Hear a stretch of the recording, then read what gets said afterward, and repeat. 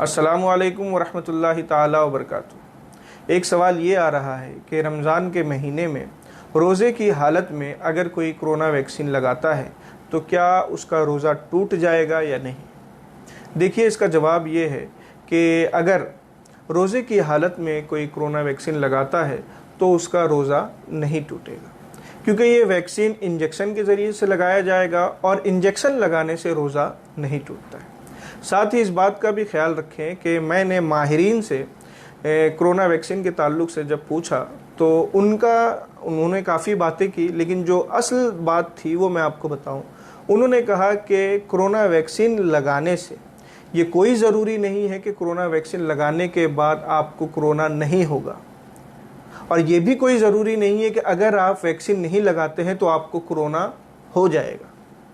तो दोनों सूरतों में कोरोना के चांसेस बरकरार है, इसलिए आप कोरोना वैक्सीन उसी वक्त लगाएं जबकि बहुत ज़्यादा उसकी ज़रूरत महसूस करें और उसके बगैर कोई चारा कार ना हो, वरना बिला ज़रूरत कोरोना वैक्सीन लगाने की ज़रूरत नहीं। अस्सलामु अलैकुम वरहमतुल्लाहि ताला वबरकातुहू।